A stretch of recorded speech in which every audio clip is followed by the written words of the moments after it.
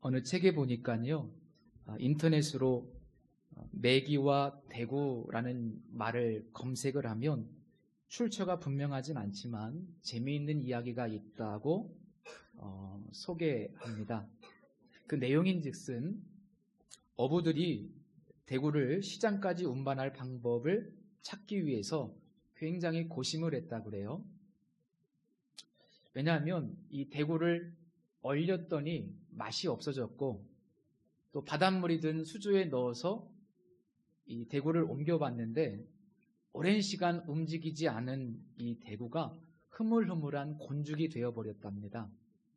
그러다가 어떤 어부가 마침내 방법을 찾아냈는데 다름 아니라 대구의 천적인 메기를 이 수조 안에 넣으면 이 문제가 해결되더라는 거예요.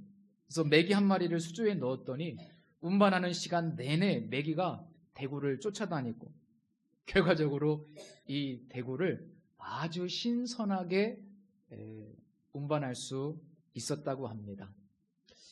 우리 인생에도 메기와 같은 존재가 있지 않습니까?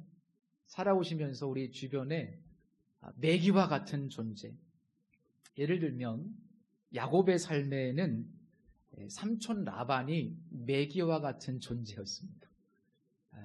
라반 때문에 야곱이 많이 연단이 되고 훈련이 되죠. 다윗의 인생에도 메기와 같은 존재가 있었는데 그가 바로 사울 왕이었습니다.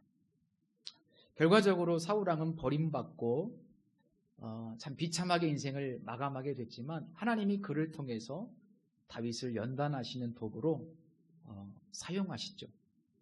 오늘 본문은 블레셋을 격퇴한 사울 왕이 또다시 3,000명의 정예병을 이끌고 다윗을 추격하는 내용입니다. 당시 다윗이 머물고 있었던 곳은 엔게디 광야였는데, 이 광야는 우리 사해라고 들어보셨죠? 이스라엘 땅에 사해바다가 있는데 그 사해바다와 인접한 아주 깎아지르는 듯한 절벽과 바위들이 많은 곳이 바로 엔게디 광야입니다. 이 절벽과 절벽 사이에는 엄청난 계곡들이 존재하고 있고 바위들도 많이 있었습니다. 그리고 그 바위 주변에는 천연 동굴들이 많이 있었다고 합니다. 다행히 이곳에 이제 곳곳에 저 지하로부터 올라오는 오아시스가 있었기 때문에 푸른 풀밭도 있었고 양들을 먹이기도 했고 숨어 지내기에도 굉장히 적합한 장소였습니다. 본문에 들염소 바위라는 곳이 나오는데, 들염소 바위라는 것은 어떤 특정한 바위를 지칭하는 것이 아니라 이게 너무 험한 지역이기 때문에 들염소들이나 올라다닐 수 있을 정도 굉장히 험한 바위들이 있는 곳, 그곳이 바로 들염소 바위라는 표현의 의미입니다. 사울의 군대가 엔게디 어느 길가 양의 우리가 있는 쪽에 도착을 했어요. 그곳에서 잠시 쉬는 중에 사울 왕이 갑자기 화장실을 가고 싶었던 것 같습니다. 급하게 이제 이 생리현상을 해결하기 위해서 주변에 있는 천연 동굴, 그냥 보이는데 가까운 곳에 혼자 그 굴 속으로 들어가게 된 거죠. 그런데 하필 그 동굴 깊은 곳에 누가 있었습니까? 다윗과 그의 부하들이 숨어 있었습니다. 다윗의 일행들은 사울왕이 그 동굴로 들어오는 것을 보게 되는데, 이 밖에서 깜깜한 곳으로 들어가는 사람은 잘 안 보이지만 동굴 속에 있었던 사람들은 밖에서 들어오면 얼마나 잘 보이겠어요? 정말로 깜짝 놀랐겠죠. 사울왕이 들어옵니다. 그리고 입고 있던 긴 옷을 벗어서 한쪽 귀퉁이에 바위에 올려놓고 그곳에서 발을 가린다는 표현이 용변을 본다는 뜻이거든요. 그곳에서 생리현상을 해결하는 거예요. 그 장면을 보고 있는데 사실 처음엔 얼마나 두려웠겠습니까? 그런데 4절 말씀해 보시면 이때 다윗의 부하들이 보소서, 여호와께서 당신에게 이르시기를 내가 내 원수를 내 손에 넘기리니 내 생각에 좋은 대로 그에게 행하라 하시더니 이것이 그날이니이다 라고 이야기합니다. 사실 하나님께서 이런 말씀을 주신 적은 없습니다. 그저 부하들은 아, 원수 사울을 죽일 수 있는 하나님이 주신 좋은 기회가 아니냐. 그러면서 이 상황을 아전인수격으로 해석하는 거예요. 하나님이 주신 좋은 기회다. 그리고 다윗을 부추깁니다. 그도 그럴 것이 그 주변에 수많은 동굴이 있는데 하필이면 자신들이 숨어있는 동굴 속으로 그것도 사울 왕이 혼자서 제발로 들어왔으니까 하나님이 주신 좋은 기회라고 충분히 생각할 수 있었겠죠. 다윗은 부하들의 말을 듣고 칼을 들고 은밀하게 사울 왕이 있는 곳으로 다가갑니다. 이게 정말 숨이 막히는 장면인데 이때 다윗은 이 찰나의 순간에 정말 많은 고민을 했던 것 같습니다. 부하들은 단칼에 다윗이 사울 왕을 죽일 거라고 생각을 했겠죠. 그런데 놀랍게도 다윗은 사울 왕을 죽이지 않습니다. 그리고 곁에 벗어둔 사울 왕의 겉옷자락만 살짝 베고 맙니다. 참 놀라운 장면인데 성경은 이 순간 다윗의 마음을 기록해 두고 있어요. 5절 말씀에 보니까 그리한 후에 사울의 옷자락 뱀으로 말미암아 다윗의 마음이 찔렸다라고 말씀하고 있습니다. 여기 찔려라고 하는 단어는 치다 혹은 때리다라는 의미인데 이 일로 인해서 다윗은 엄청난 양심의 가책을 받았다는 뜻입니다. 죽이지도 않고 그저 다윗의 사울의 옷자락만 조금 베었는데 왜 다윗은 엄청난 양심의 가책을 받았을까? 사무엘하 24장에 보면 이와 비슷한 표현이 있는데 다윗 왕의 통치 말년에 갑자기 다윗 왕이 인구조사를 명령하는 장면이 있습니다. 인구조사는 단순히 이 나라의 인구가 얼마나 되는지, 총 인구가 얼마나 되는지 그거를 조사하는 게 아니고 엄밀하게 그 말씀을 보니까 전쟁에 참여할 수 있는 군인의 숫자가 몇 명이나 되는지를 파악하라는 명령이었습니다. 쉽게 말하면 우리의 힘이 얼마나 센지 한번 확인해 보자. 다윗의 말년에 그런 생각을 품었던 겁니다. 그래서 인구조사가 수개월에 걸쳐서 진행이 되는데 그 결과를 보니까 당시 전쟁에 참여할 수 있는 이스라엘의 군인의 숫자가 총 130만 명 정도나 되었습니다. 작은 나라인데 거기서 130만 명의 군인이 있는 거예요. 얼마나 큰 숫자입니까? 이후 사무엘하 24장 10절 말씀에 보면 이렇게 기록되어 있습니다. 다윗이 백성을 조사한 후에 그의 마음에 자책하고 다윗이 여호와께 아뢰되 내가 이 일을 행함으로 큰 죄를 범하였나이다. 여기에 보면 그의 마음에 자책하고라는 표현이 있는데 오늘 본문에 마음이 찔렸다라는 표현과 같은 의미입니다. 왜 마음에 자책이 일어났고 왜 마음에 찔림을 받았을까? 그 이유는 그 행위 속에 들어있었던 다윗의 의도가 자신의 의도가 불순했다는 것을 깨달았기 때문입니다. 군사가 몇 명인지를 파악한 그 행위 속에는 하나님이 없어도 충분히 우리가 전쟁을 수행할 수 있고 하나님이 도와주지 않으셔도 우리가 130만 명이라는 대군이 있기 때문에 얼마든지 승리할 수 있다는 자신감, 어떻게 보면 교만함이죠. 그런 불순한 의도가 그 인구조사에 숨어 있었기 때문에 마음의 자책이 되었던 겁니다. 그렇다면 오늘 본문에서 다윗이 한 일은 사울 왕의 옷자락을 베었을 뿐인데 왜 그 옷자락을 베었다는 그 이유만으로도 다윗의 마음에 찔림을 받았을까? 사실 다윗은 처음에는 사울 왕을 죽이고 싶었던 그런 인간적인 마음도 있었던 것 같습니다. 그런데 그 찰나의 순간 그런 생각이 들었죠. 이 사울 왕은 하나님께서 기름 부어 세운 종인데 내가 하나님이 세운 종을 죽이면 안 되겠다. 하나님의 주권 때문에 사울왕을 죽이고 싶은 인간적인 마음을 내려놓은 겁니다. 포기한 겁니다.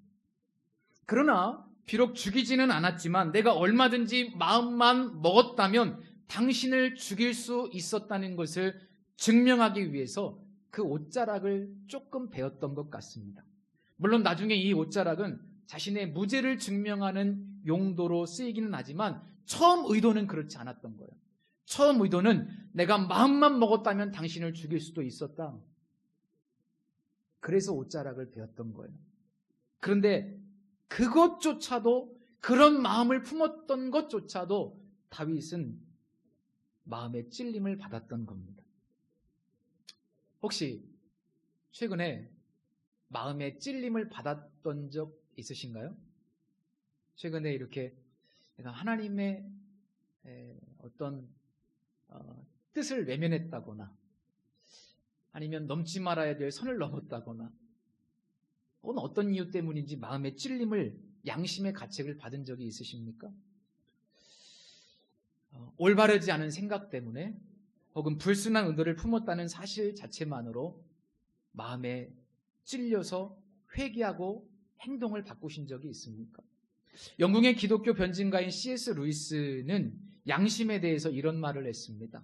우주를 지휘하고 있는 무언가가 존재하며 그 무언가는 내 안에서 옳은 일을 하도록 재촉하고 그릇된 일에는 책임감과 불편함을 느끼게 만드는 하나의 법칙으로 나타난다.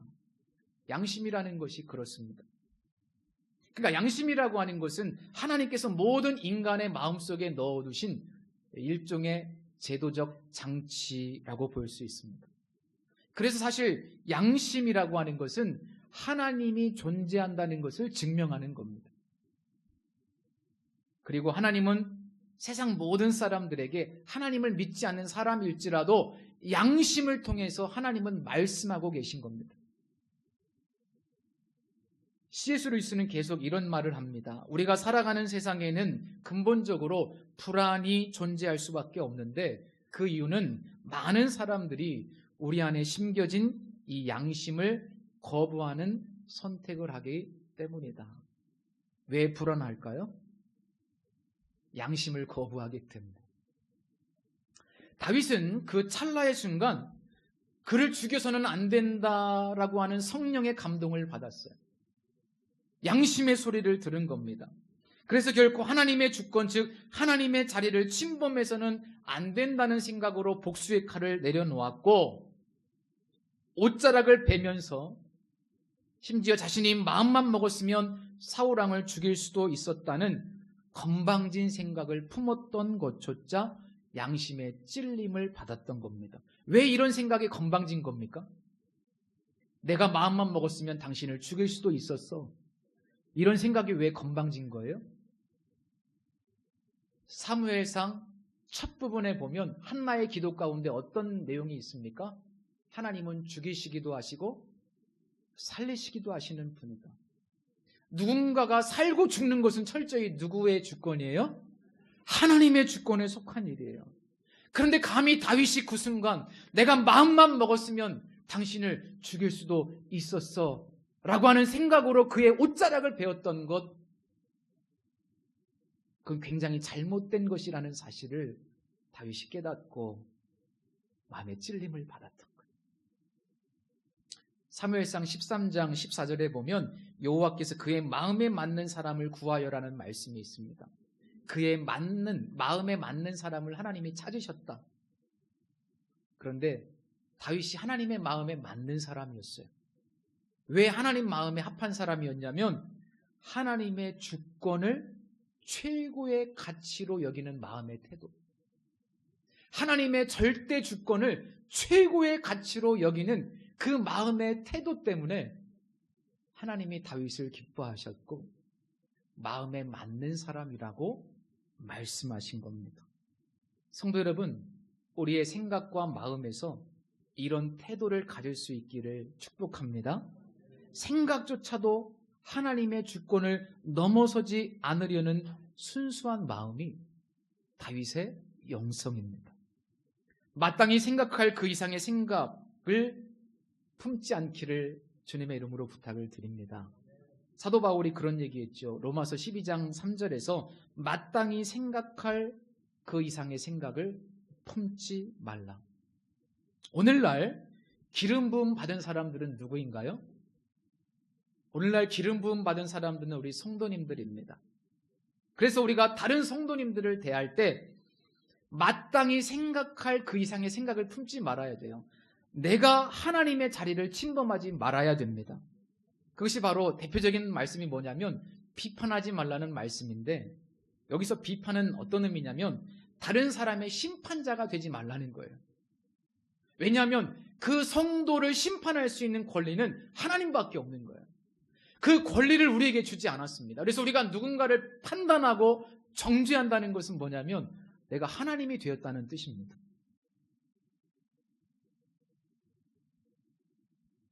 사도 바울은 로마서 12장 19절 이하에서 이런 말씀을 하죠. 내 사랑하는 자들아, 너희가 친히 원수 갚지 말고 하나님의 진노하심에 맡겨라. 심판자가 되지 말라는 거예요. 기록되었을 때 원수 갚는 것이 내게 있으니 내게 갚으리라고 주께서 말씀하시니라. 내 원수가 줄이거든 먹이고 목마르거든 마시게 하라. 그리함으로 내가 숯불을 그 머리에 쌓아 놓으리라. 선으로 악을 이기라. 우리 주변에 왼수 같은 사람 있나요? 제가 처음에 했던 매기 같은 사람 있습니까? 다 있습니다. 그런데 성경은 우리가 심판자가 되지 말라고 말씀하세요. 내가 그 사람의 하나님이 되려고 하지 말라. 그리고 오히려 신약 성경에 넘어오면 보다 더 깊은 윤리를 제공하고 있습니다. 왼수 같은 사람이 있으면 심판하는 차원이 아니라 오히려 그를 먹이라, 입히라, 그리고 마시게 하라, 선대하라, 이렇게 말씀하고 있어요. 그래서 교회 안에 왼수 같은, 매기 같은 존재가 있으면 오히려 잘 먹이시고 입히시고 대접하시고, 그게 예수님의 말씀입니다. 본문을 보면서 제가 또 하나 궁금한 것이 있었는데, 다윗이 그 순간 사울 왕을 죽이지 않았다는 것은 어떤 의미일까? 여기서 사울 왕을 죽이면 이 지긋지긋한 고생이 끝납니다. 광야 생활 끝납니다.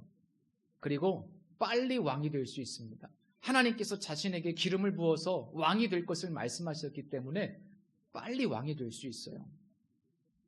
그런데 다윗은 그렇게 하지 않습니다. 그러면 칼을 들었다가 내려놓았던 다윗의 마음속에는 그 순간 어떤 생각이 있었을까? 저는 다윗의 마음속에 결코 나 자신의 인생을 내가 스스로 만들어가지 않겠다라는 확고한 의지가 있었던 것 같습니다. 세상에는 두 종류의 사람이 있는데, 한 종류는 자기의 인생을 자신의 힘과 능력으로 만들어 가려고 하는 사람들이 있어요. 율법적인 사람들입니다. 또 다른 부류는 어떤 사람들인가 하면 철저히 하나님께 맡기는 인생, 하나님께서 내 인생을 경영하시고 만들어 가시도록 믿음으로 하나님께 인생을 맡기는 사람들이 있습니다. 다윗은 후자에 속합니다. 칼을 내려놨어요.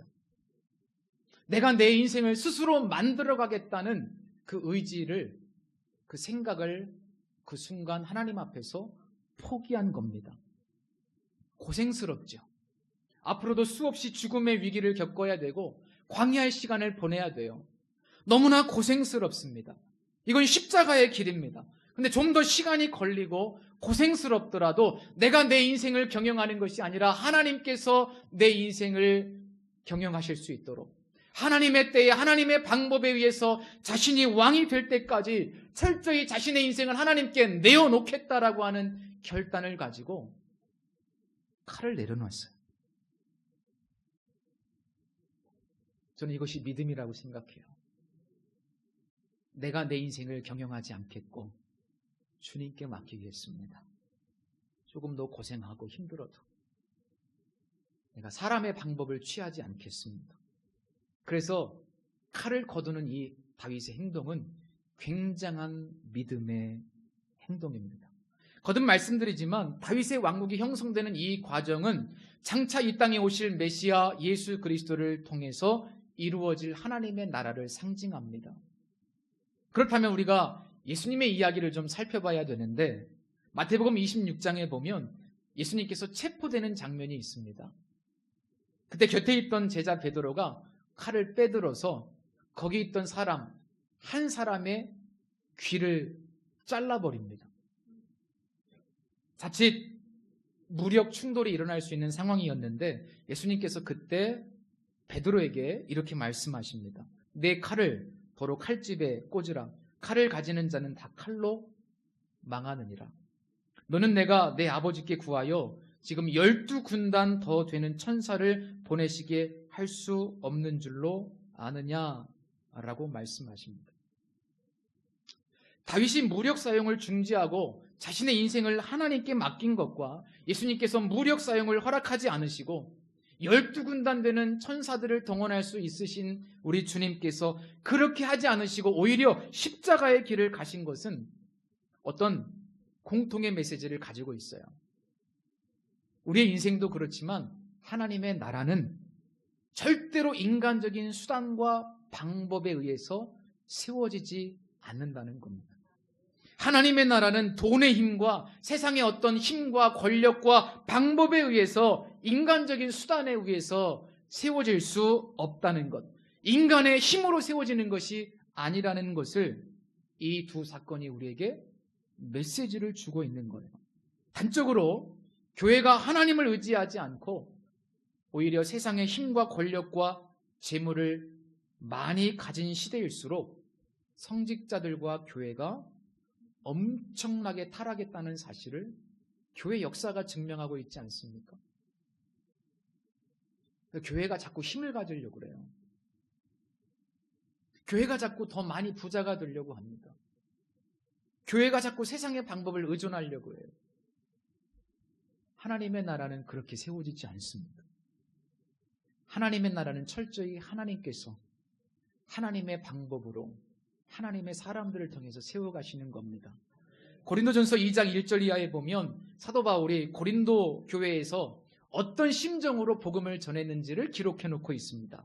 형제들아, 내가 너희에게 나아가 하나님의 증거를 전할 때에 말과 지혜의 아름다운 것으로 아니하였나니 내가 너희 중에서 예수 그리스도와 그가 십자가에 못 박히신 것 외에는 아무것도 알지 아니하기로 작정하였음이니라. 내가 너희 가운데 거할 때에 약하고 두려워하고 심히 떨었노라. 내 말과 전도함이 설득력 있는 지혜 말로 하지 아니하고 다만 성령의 나타나심과 능력으로 하여 너희 믿음이 사람의 지혜에 있지 아니하고 다만 하나님의 능력에 있게 하려 하였노라. 사도 바울이 얼마나 탁월한 사람입니까? 히브리어, 그리스어, 헬라어죠. 완벽하게 구사할 수 있는 로마의 시민권자입니다. 그리스 철학에 정통한 사람이고 랍비였기 때문에 구약의 율법에도 정통한 대학자였습니다. 그런데 사도 바울은 복음을 전하면서 약하고 두려워하며 심히 떨었다고 말씀하고 있습니다. 이 고백에는 두 가지 의미가 있는데, 하나는 자기가 하는 것이 아니고 하나님께서 자신을 통해서 역사하시는 것뿐인데 혹시라도 내가 내 능력으로 할 수 있다고 어깨에 힘이 잔뜩 들어갈까 싶어 두려워하고 떨었다는 의미입니다. 저도 설교자로서 두려워하는 마음과 떨리는 마음이 있습니다. 혹시라도 내가 조금이라도 드러날까 싶어. 복음만 선포되길 원하는데 혹시라도 나의 자랑이 여기에 들어갈까 싶어. 내 힘이 들어갈까 싶어 굉장히 조심스럽습니다. 사도 바울은요, 하나님의 나라는 하나님이 세우고 가신다는 것을 알았어요. 내 능력, 하나님이 이용하긴 하지만 내가 내 능력을 가지고 한다고 몸부림칠 때 절대로 하나님의 나라가 세워질 수 없다는 것을 알았어요. 두 번째로, 약하고 두려워하며 심히 떨었다는 것의 또 다른 의미는 철저히 하나님이 영광을 받으시는 하나님의 나라가 세워져야 하는데 혹시라도 사도 바울 자신의 영광과 자신의 나라를 추구할까 싶어서 굉장히 두려워하고 조심했다는 의미입니다. 사도 바울이 개척자입니다. 이 교회를 개척했어요. 그러면 얼마든지 자신의 왕국을 만들 수 있지 않겠습니까? 예를 들면 우리나라도 그렇잖아요. 어떤 목회자들이 그러면 안 되는데 교회를 자신의 왕국으로 만들어버려요. 교회를 통해서 자기가 모든 것을 누리려고 해요. 군림하려고 합니다. 그러다가 자기도 다 누리고 심지어는 자기 자식에게까지 물려주잖아요. 이게 타락이고 변질인데 정말 무서운 일들이 지금 이 한국교회에 얼마나 많이 일어나고 있습니까? 근데 사도 바울은 혹시라도 자기도 모르게 자기의 왕국을 만들까 봐, 자기가 높임받고 자기가 영광을 받는 그런 교회를 만들까 싶어서 매우 두려워하고 떨며 조심했다는 겁니다.